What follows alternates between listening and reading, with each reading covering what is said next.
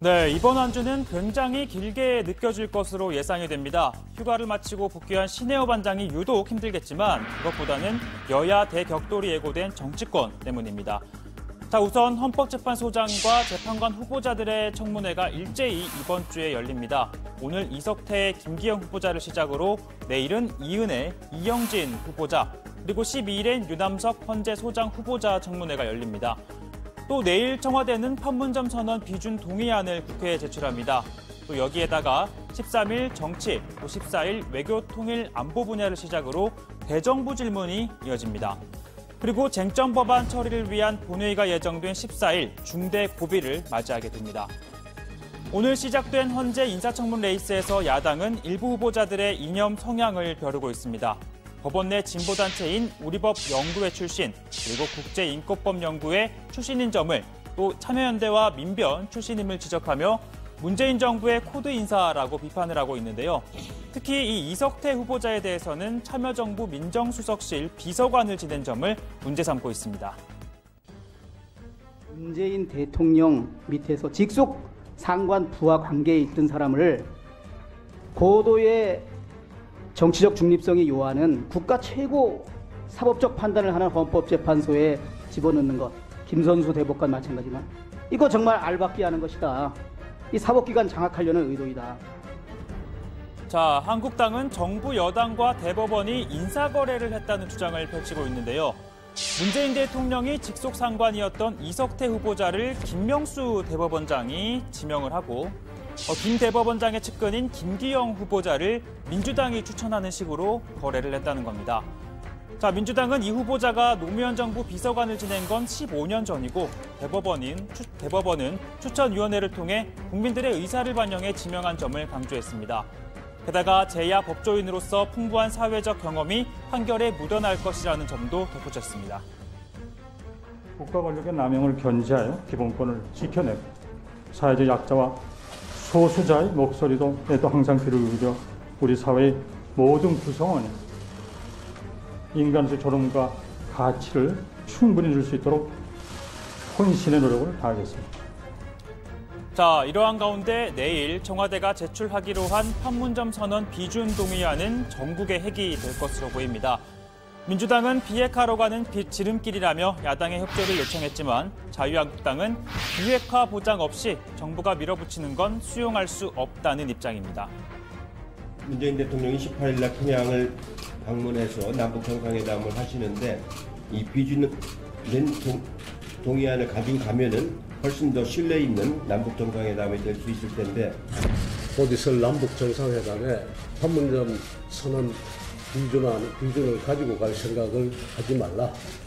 이것이 가장 중요한 내용입니다. 평화에 대한 담보도 없이 돈만 퍼주자는 얘기와 다름없습니다. 네, 이렇게 민주당과 한국당이 한치의 양보 없이 표 대결로 간다면 30석을 가진 바른미래당의 선택이 중요해 보이는데요. 캐스팅 보트를 쥐게 된 만큼 거대 양당 사이에서 몸값을 올릴 수 있는 절호의 기회인 겁니다. 그래서 선 결의안, 후 비준 동의라는 중재안을 내놓으며 존재감을 부각시켰습니다. 우리는 남북 정상의 합의를 초당적으로 지지할 용의가 있습니다.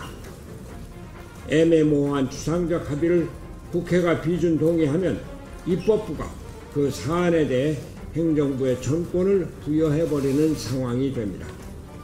여야 만장일치로 판문점 선언 지지 국회 결의안을 채택하는 것이 바람직합니다.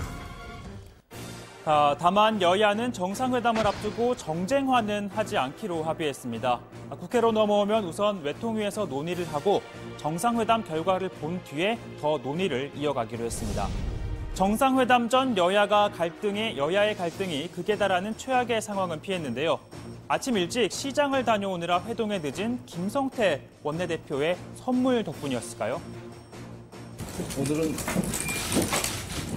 마침 우리 제1야당 대표께서 뭐 죄진 게 있는지 고구마를 잔뜩 사가지고 왔어요. 그래서 마음이 확 풀어졌어요.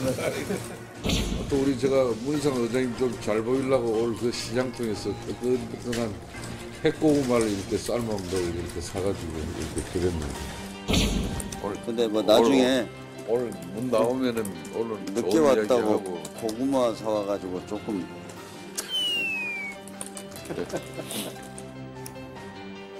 네, 얼어붙을 뻔했던 여야 원내대표 회동이 김성태 원내대표가 사온 고구마로 다소 누그러진 것 같긴 한데요. 다만 여야의 합의가 고구마를 먹은 것처럼 답답한 모습을 보이진 않길 바라겠습니다. 그러나 13일부터 시작되는 대정부 질문에서는 여야의 공방이 극에 달할 것으로 보입니다. 특히 대정부 질문은 정부 정책에 대한 야당의 공격, 그리고 국무위원들의 맞대응이 펼쳐져 정기국회의 꽃이라고 불립니다. 최근에 MBC, KBS 불공정 보도 보신 적 있습니까? 어떤 보도입니까? KBS나 MBC에서 불공정한 보도를 한 거 혹시 기억나시거나 본 게 있습니까?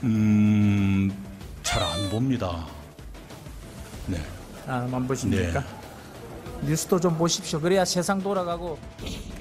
꽤 오래전부터 좀 더 공정한 채널을 보고 있습니다.